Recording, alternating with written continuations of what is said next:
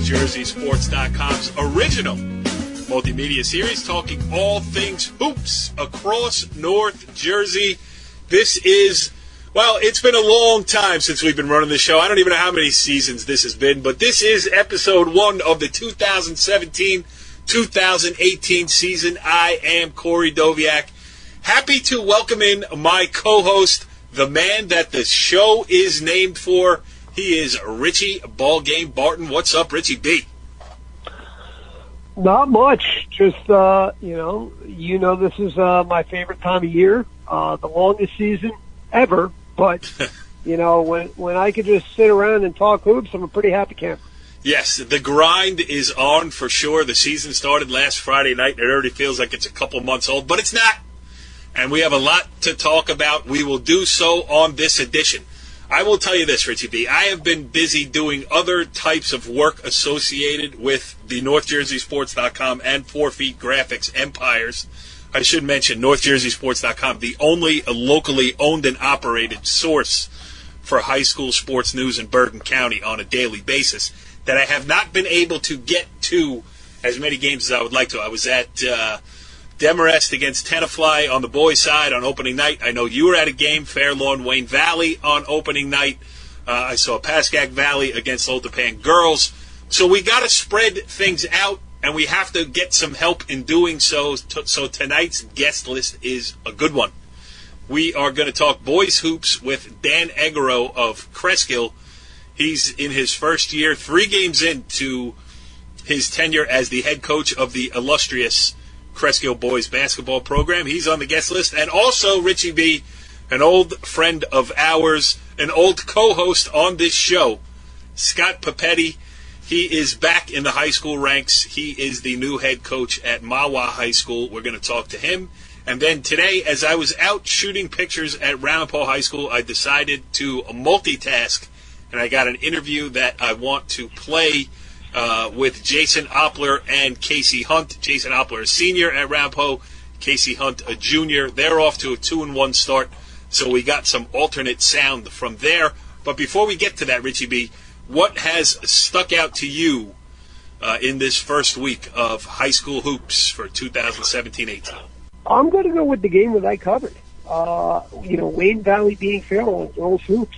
I mean, Fair Lawn, won a league title last year, returned everybody, and Wayne Valley just took it to them. I mean, moving the ball, incredibly cohesive, open shots all over the place, and they knocked them all down. I mean, I've never seen a team play that well on opening night. Usually you get teams just trying to find their way, trying to get any type of rhythm enough where they can get a W. And Wayne Valley looked like a team that, I mean, if they play that well, they're going to be a factor in Passaic County and in North 1 Group 3, despite how loaded that section is. Yeah. Well, North 1 Group 3 is loaded. I saw the Old Tappan Pascack Valley game, and Pascack Valley, the defending Group 3 champions, at it again. But Old Tappan proved that they're on the level, too. I mean, Old Tappan turned the ball over way too many times, and that cost them. But it's not like they got run out of the gym, and they did hold Pascack Valley to 44 points, which is, a feat in itself. But on a broader scale, though, looking around the wider North Jersey picture rather than Bergen County Public School centric, because we're going to get into that, I noticed that your beloved Hudson Catholic Hawks are down in Florida doing some damage with the 3-headed monster of Division I superstars that are playing for Rick Marinello in Jersey City. Yeah, I mean, Nick is, I talked to him at a Hudson Catholic football game back in October, and with those 3, Lewis King, Javon Quinlan, and Luther Muhammad, you have 3 of the top players in the state all playing on the same team, and when you get them to buy in and play together, and then you get role players that are accepting of being role players, like a Danny Rodriguez, you're talking about a team that is not only thinking, section title or county title. I mean, they want to be number 1 in the nation, and they have a legitimate chance to do it. Yeah, and it's a changed landscape, too. We should mention this is the first time that we are operating a basketball season here at NorthJerseySports.com without the specter of Bob Hurley's St. Anthony team. I mean, it's a little weird. Our old friend Adam Egorow wrote a good piece in the New York Times the other day, how Hurley's out, still visiting gyms, staying close to the game, obviously with his sons both coaching at the Division I level. But Richie B, it's a little weird to not have St. Anthony in the mix when we're talking about statewide powerhouses. Yeah, I mean, it's strange because they were on top for so long, and, Coach Hurley was always, anytime you interviewed him after the game, he was going to tell you exactly what he was thinking, never ducked a question, always respectful. I mean, I loved watching them play because they represented an old school way of playing. They were just in your face. We're going to guard you. We're going to wear you out. Yep. And but as the dynamic of St. Anthony's getting mainly Jersey City kids to then getting a couple of Hudson County kids to then having to go out and get kids from other places, that definitely changed a lot of things. I mean, along with the budget coming up as an issue year after year. But it's sad.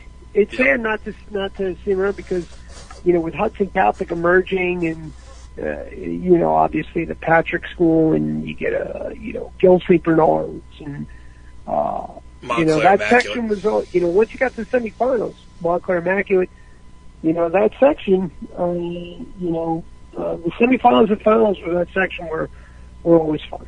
Yep.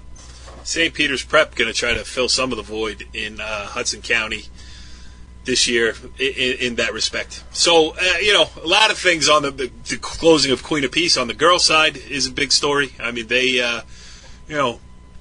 had things going here the last couple of years too, but that's unfortunately the case in won a section title last year. Won a section title, beat Saddle River Day, and all that stuff. So, so the game has changed a little bit, and it's a good point you brought up about St. Anthony there, where when the mission changed when you were keeping the Jersey City kids and giving them opportunities, that was one thing. But when you were, having to bring in guys from all over the place to stay competitive with the Patrick School and something else, it changed the whole mission. And I think that was part of the problem there as well. But a last salute to the greatness of Bob Hurley and the St. Anthony Friars going all the way back to the days of White Eagle Hall and good stuff like that. But Richie B, we got a lot to do here on the home front. So we're saying White Eagle Hall, where we have both played and both gotten run out of the gym by Hurley. Yes. You know what? Good riddance, St. Anthony. We hardly knew ye.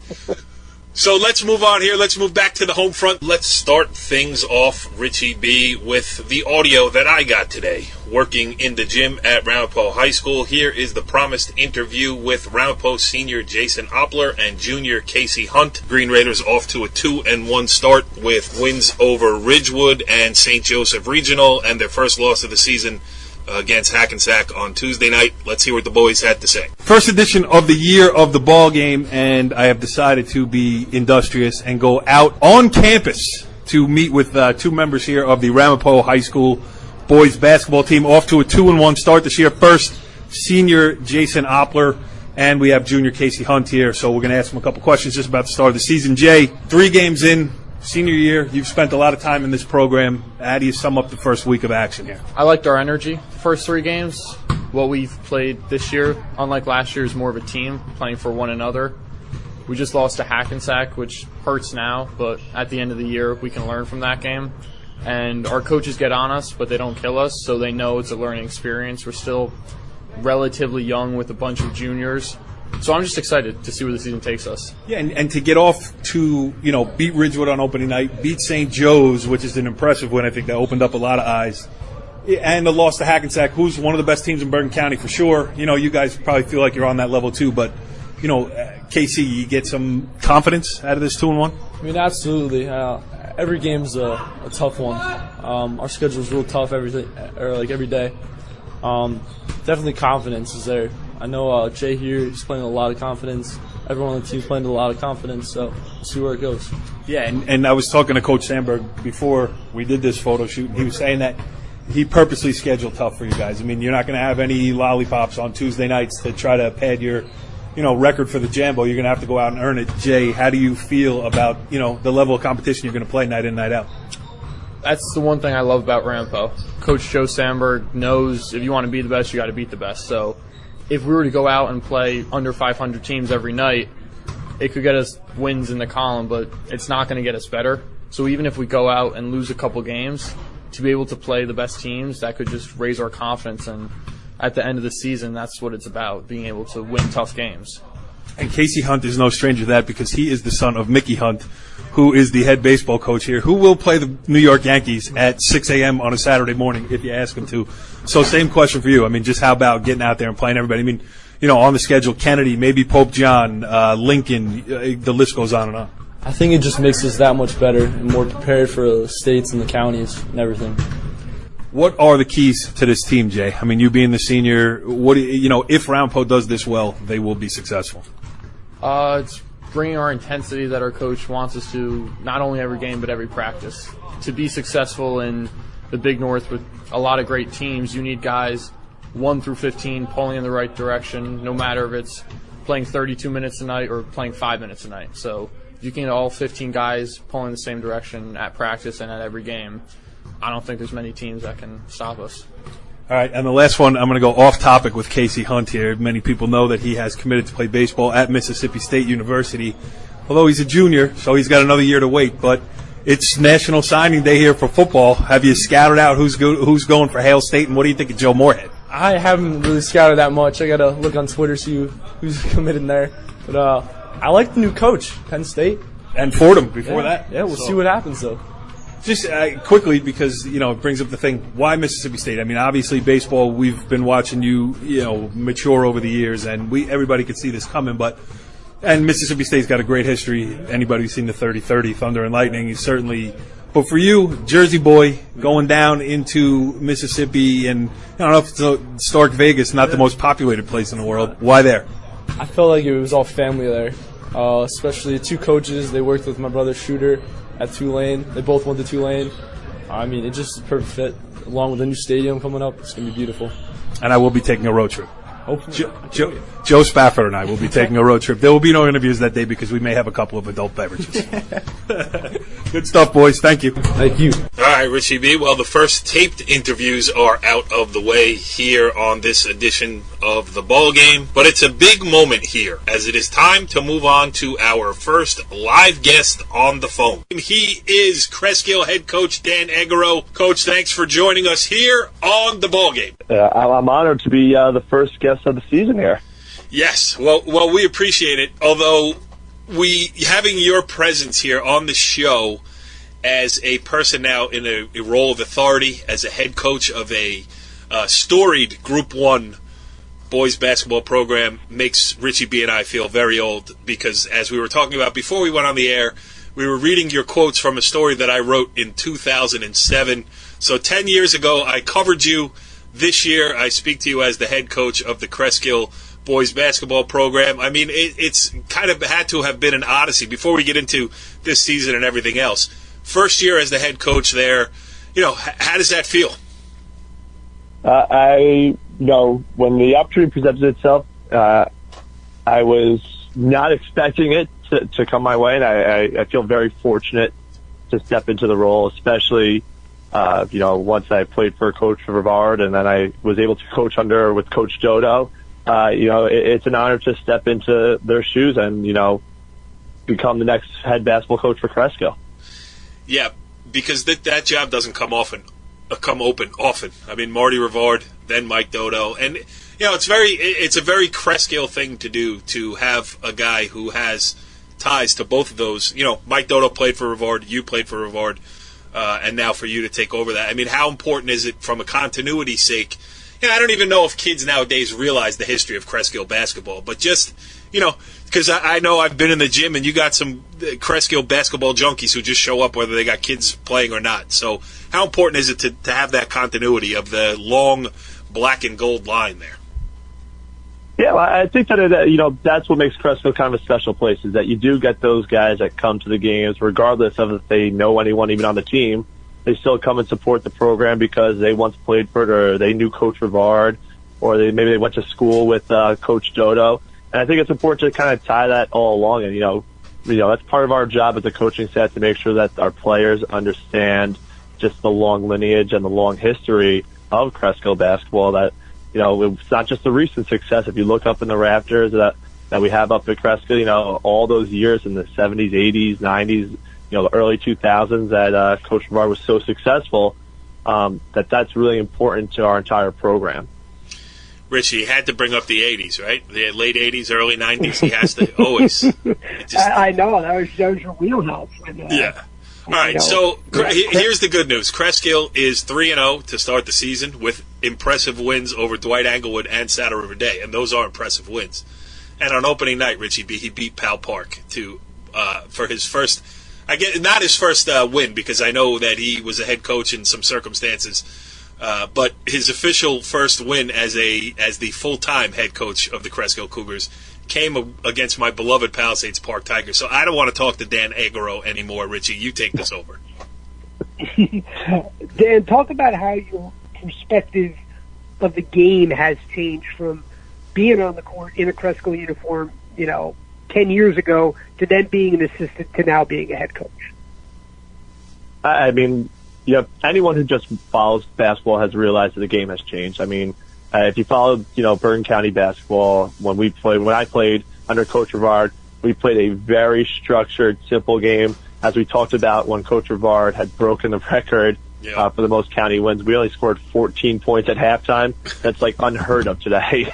Yep. So the pace of the game has changed drastically, and a lot of times too, we're trying to mold our system to fit our personnel a lot more times now. We're a lot more flexible than I think that we were maybe 10 years ago, and I kind of learned that when I first started off coaching under Coach Dinicio over at NVD, and then when I came back to Cresskill under Coach Dodo, we still ran a lot of the same stuff that Coach Rivard did, but Coach Dodo was able to kind of mold some things, kind of change up, just tweak some things a little bit just to fit our personnel.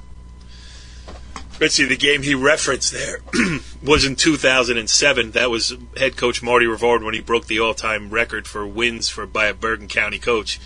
And, again, it came in the home gym of the Palisades Park Tigers. So it's a long line of – it's kind of – I feel like the Washington Generals talking to Dan Egorow. But listen, they persist. I will persist too. So let's talk a little bit about this year's team. Obviously, the cupboard was not bare when you took over. It rarely is at Cresskill. And to get off to the flying start, listen, Dwight Englewood was a Final 8 team in the Bergen County Jamboree last year. Saddle River Day is a team that a lot of people have mentioned, capable of winning a league title, making the Jambo, and doing some damage.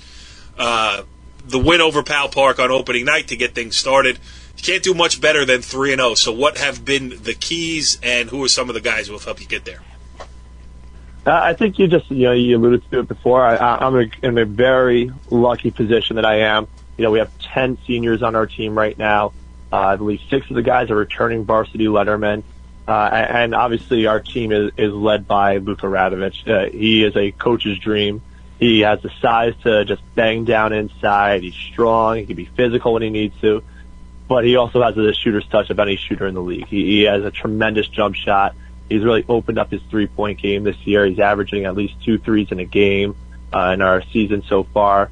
And he just diversified his game a lot, which is great. And, for Cresskill, we're lucky that we have unbelievable size for a Group 1 school. Other than Luka Radovich being, his 6'4", 6'5", we also have Wellington Ventura, who's also the same height. That's another physical, dominant presence down low, jumps through the roof.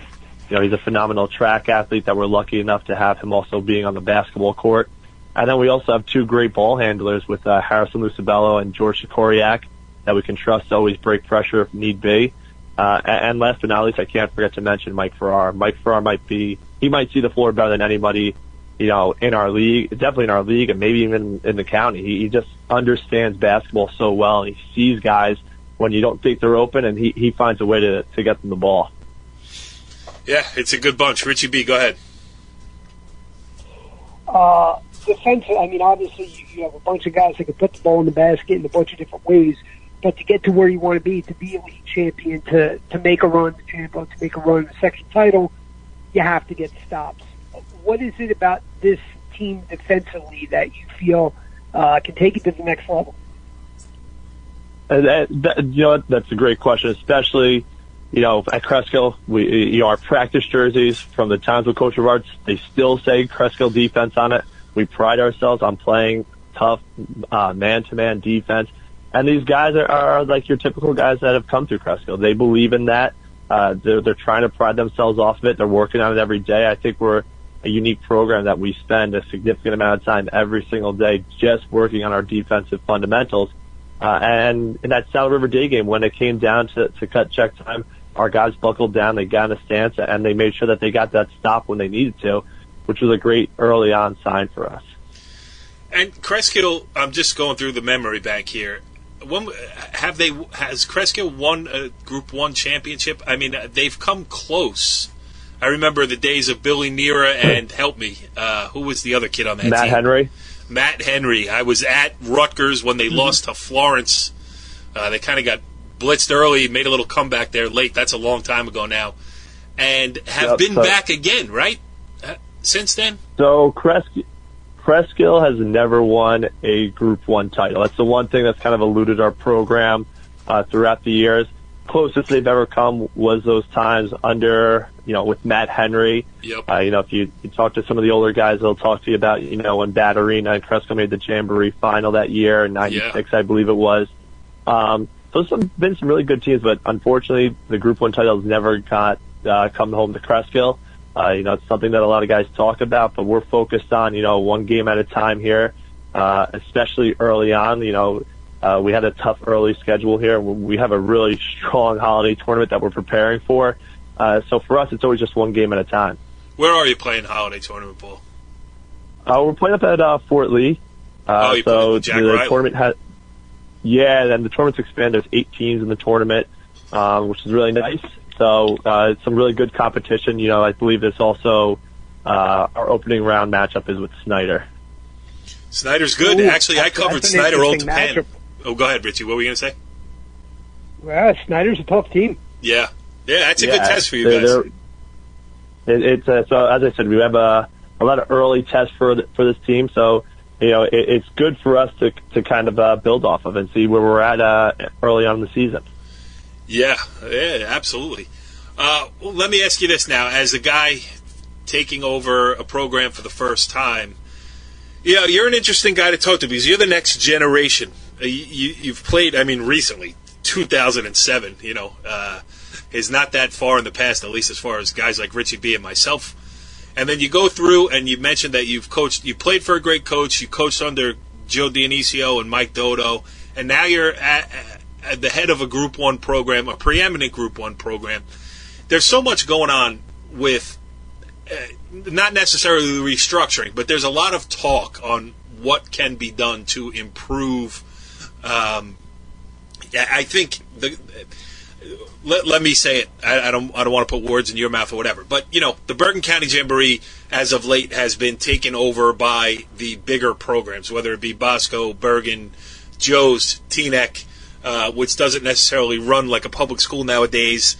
The days when we were younger, when a Bogota could make a run, keep 5 kids together, win 2 titles, I think, and I because of those teams is why they keep the system the way it is. Like, what happens if we change or, shuffle things around and we miss out on a great story like that coming around the pike again? My problem with that thinking is that it's not going to happen anymore. Because if you had kids of that caliber coming up through one small school, chances are you wouldn't be able to keep them all together. There'd be too much pressure for them to go elsewhere and play in bigger surroundings. So, as a Group 1 coach, what do you see anything that, as this new generation comes in, that can be tweaked, or is it something you don't even want to talk about because you're just getting your feet wet? To be honest with you, it's something that I haven't even thought of. But I will, speak on this, is that we always want to play the toughest competition that we possibly can. We're not backing down from any type of challenge that's presented to us, and we want to be in the best tournaments, and we want to play against the best teams, and we want to match ourselves up against them and see, when the game plays, once that ball is jumped up, let's see, what we can do. And at Cresskill, we're lucky, we don't really lose too many guys. Right. Ever to like the parochial schools. We're one of the few towns that we can say that we kind of keep our guys at home, which is really a great thing for us. And it's the reason why we have, 10 seniors on a varsity basketball team. Yeah, it's crazy. Yeah, no, I think you said it well.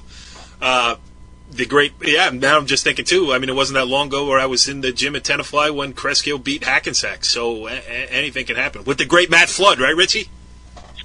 Oh, I love Matty Flood. Yes. You got anything else for Coach, or should we let him get on his way here?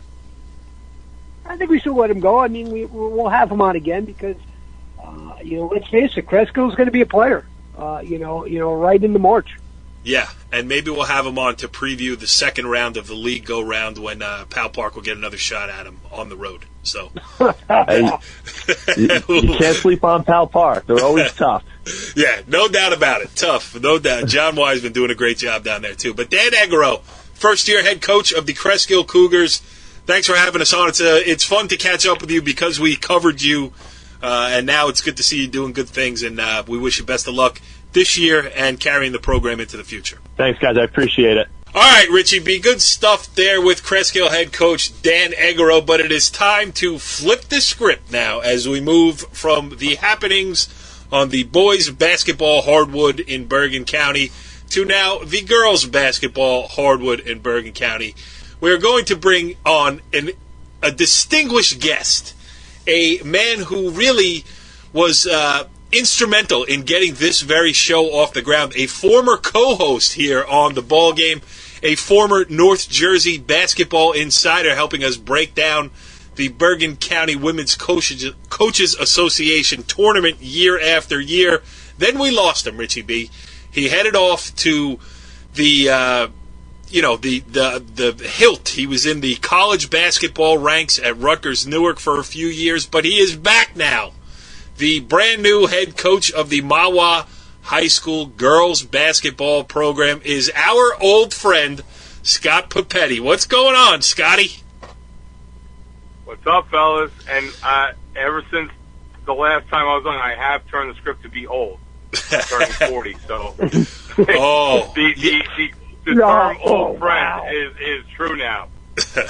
I'm in your territory. Yeah. Hey, careful, pal. Maybe you remember how this show works. I'm the host, and I control the buttons. I could click off, and Richie B and I could go on about wax poetic about McNair Academic girls basketball if you're not careful. That is very true. I apologize. I just am so excited to be back on. It's been a couple years. I felt like a lost soul with listening to your shows and listening to some other people and having other people be the star co-host. Yeah, I felt very slighted. But listen, it was hard for us too, pal. Yeah, we didn't ditch you. You ditched us. Right. I know. You're right. You're 100% right. I did take a little leave of absence, but I'm back. Yeah, in fact, I'm sitting in the same chair as I was the day you left.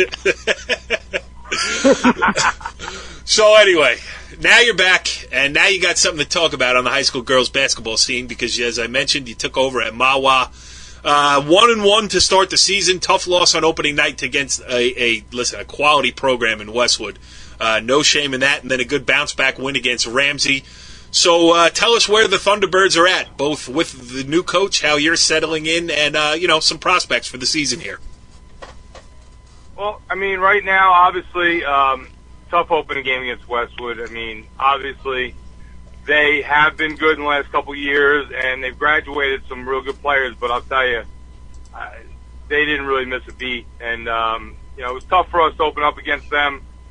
But I feel as though the girls are starting to learn what I'm looking to do, and then I'm obviously learning about them a little bit more as we get more accustomed to each other. So, last night was a much needed win, even though it's early in the season.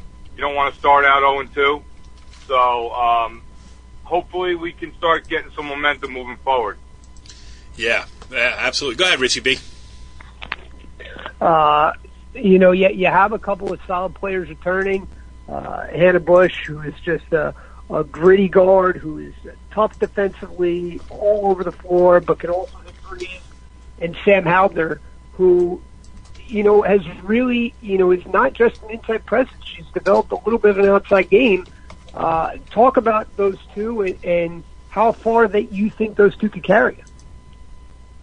Well, I mean, right now, we're still trying to figure out how far both them and Brenna Forget can carry us, because they are the main returning players that did get significant varsity time.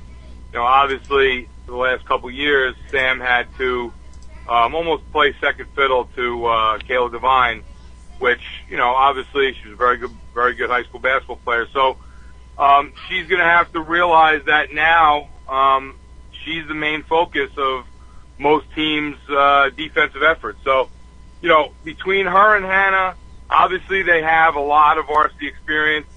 It's definitely going to take some other girls, though, to step up to take a little bit of the pressure off of them. I think they can do it, but in the league we play in, obviously, really don't have many off nights, so they're going to have some help from other girls stepping in, whether they are seniors who are getting some varsity experience for the first time, or some sophomores and, maybe some other underclassmen that'll end up stepping up. Who are some of those girls? Who do you feel like can, maybe break through and take that next step? Well, right now, I mean, last night we had a senior, Emily Moore, step in. I've been kind of rotating starting lineups, but she ended up starting last night, and she knocked down. She had 11 points for us in the starting spot, and hit a couple big threes for us. And she can shoot it. If she's on, she's definitely a big threat on the perimeter for us. Obviously, talked about Brenna Forget. We have a couple other seniors getting some minutes, Brittany Sweetelson and Emily Pryor. These are, 6 seniors that have pretty much done exactly what I've asked since day one. So they're going to get first opportunities, and then there's some other girls mixing themselves in. Kayla Himpley's a junior forward for us, and Hannah McNamara is a sophomore forward. So those girls, and then again, there's some other freshmen or sophomores that I'm hoping start to show something at the sub-varsity level that eventually midway through the year they can help us. There is some talent there. We're just trying to pull it out of them. Yep. Question here is, you went to Rutgers Newark, coached under Ashley Saplicki there, and now you come back to the high school. It's not that you were gone for so long, and I know you stayed close to the game. I'm sure your father told you everything. I see your dad at every game that I go to.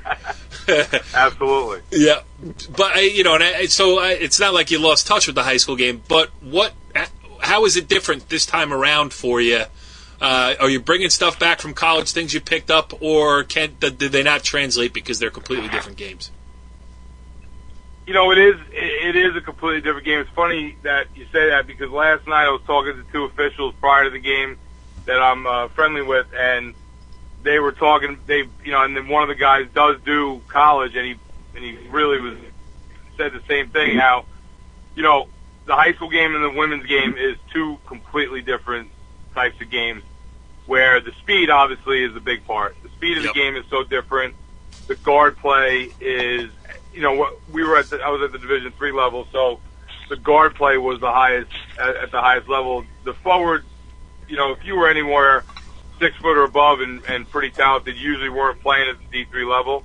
But the speed of the guards was that's where I really recognize a huge difference. And then, obviously adding a shot clock in New Jersey, we didn't have one. Right. So, in the beginning, even coaching in the summer league this year, coming in with Mahwah, I'm getting some sets going, and I'm sitting there, I'm like, we got to get a shot off. We got to get a shot off. But I'm looking for a shot clock, and obviously it's not there. Right. Like, wait a minute, we have plenty of time. Now I can get used to playing some games in the 20s and 30s like we did last night. But, just like things like that. And then obviously, the intensity. I'm trying to get the girls to have that same intense focus every day. Practice, I'm on them about that in practice, just having that same level of intensity, wanting to be there each and every day, raising their game to another level. And that's kind of what I've taken from the college level, where it was Ashley and us at practice. It was expected, and the girls knew what the level of intensity needed to be, both in practice but also in games, and trying to hopefully translate that to the high school level. Yes. All right, Richie B, what else you got? I'm just wondering, what do you think, is a realistic goal for this team? I mean, obviously, your section is tough, but, there are a bunch of tough teams in this section, and, anyone could get hot and win it. Do you feel like we could be one of those teams if we just keep working hard and gel at the right time? We need a couple things to happen in our favor. We need other girls to step up as far as guard play to help out with Hannah and Brenna, for that matter. We need some other forwards to get a little bit more comfortable on the varsity floor to be able to help rebound and help offset some things for Sam. But if that happens, I mean, as they start picking up my system, it's going to take time, and it's not going to happen overnight. I think if the right things fall into place for us, I think we could contend. I think we could hopefully contend for a league title and try and make up for our opening night loss at versus Westwood. But then, obviously the goal should be for us to contend for a league title. A state sectional. And again, like you said, our section is very tough. I mean, from what I've heard, High Point is in our, they're obviously in our section and they're playing at a very high level. And obviously you mix in some of the other Group 2 teams just in Bergen County. So, do I think we can get there? Yes, I do. Right now, we're a ways away, but the girls are working hard, and their mentality is in the right mindset right now. So hopefully, in a month or two, we're talking about the focus being, getting ready for a home game in the States and, a couple home games for that. Yeah, I mean, that's key, too. Is, especially you play in it's a funky gym you got there, stands only on one side and very tough to shoot. I was going to say, opening night, we're in the locker room pregame, and the JV game was we were down about 4 points in the JV game. All of a sudden, I hear the place erupt, and we're down the hall. And I look at the girls, and I go, what the hell is that? They're like, I think that's we walk into the JV game, our JV tied it up, and it went to overtime. It was one of the loudest gyms I've ever been a part of, just for a varsity game, no less than a JV game. Crazy. It was unbelievable. And it was I did the acoustics on the one side, the bleachers, and it was unbelievable to be a part of. So, if we were to get some home games, whether it's luckily enough for a county game in the first round, then obviously for the States, that's a huge, huge advantage for us. Are you saying you didn't get that kind of atmosphere at Paramus? I don't know what you're talking. I don't know why you're trying to put words in my mouth, but no, I'm just asking. I mean, I will say that Paramus' gym is great. It's huge, so it was tough to try and fill that place on a nightly basis. You know what? I'll tell you this. Team didn't help, but I appreciate your tenure as the Paramus High School girls basketball coach so much, because I still wear the long sleeve, dry fit Spartan jersey. Long sleeve T-shirt that you gave me. It's great in the winter. It retains heat. How great is that, right? It's so great. I mean, you got those over at Mahwah. It was a crowd favorite. Yeah, So I did get them in Mahwah, but it's powder blue. Oh, not as easy to mix and match with other things, but right. I will make sure to get you guys both a shirt. Yeah. Lou Waynard has one Wow. for Paramus. My buddy Maz, they're all over the place, those things. When I first got that job, I went nuts with them. Yeah, well, I do definitely appreciate it. Richie B, you got something else for Scotty? You know what? I actually do have a quick question. How do you feel, with the NJIC tournament, really coming into its own in its 2 years, and then you hear rumblings of the Big North possibly breaking off and have its own tournament, in lieu of the county tournament. How do you feel about all that stuff? Well, I'll tell you, I don't know how this will go over for some people, but before I ended up taking the job at Rutgers, myself and Dave Saplicki were kind of meeting together to try and figure out our own little way to go about things with the Big North, and just like the NJIC was doing. And to be honest with you, obviously, I coached years ago with Richfield Park. I was an assistant on the team that won the county title as a Group 2 team. But we all know that hasn't happened since, and it didn't happen before. I think what the NJIC is doing is a great thing for some of the smaller schools. And unless you are at the upper echelon, in the Group 3, 4, or parochial, right now it's very tough to compete at that county tournament level. It's great for some of these other schools to go in the first round and maybe go and play an IHA or obviously, or a PV right now, and some of those schools it might be a great thing for. For me, to me, it's just another away game. There's not really a county tournament environment in that first round matchup, so that's the way I feel. Obviously, it's something that I want the girls to push for to make the counties, but if someone were to try and push for a secondary type tournament, I think it'd be something that would schools like us, Group 2, Group 1's, well, obviously Group 1's NJIC, but some of the other schools that, look, let's face facts right now. Obviously, some of the schools around here, it's very, very hard for us to compete. And if you take what we did back in 06, Richfield Park and won the counties, that stuff that's going on now didn't happen back then. And if it did happen back then, we probably wouldn't have been able to win the county tournament. No, you're absolutely right. We had a great. It was a perfect storm back then. Now, the landscape has completely changed. Well, and that's tough my for thing. the smaller schools. That's my thing. And listen, I'm going back to the boys' side of it here with the Jambo. I've said this on this show many times. I love the Bergen County Jamboree. I talk about Paramus High School. I used to go watch, when it was held in Paramus. Mm-hmm. I remember being shut out one year. I watched the game through the doors. I stood there all day. I've covered it for 20 years. Both boys and girls tournaments in Bergen County. It's that's what the site is built around. So it's by no means, when I say this, that it's by no means that we hate it and everything else. It's actually coming from a place of how can we improve it.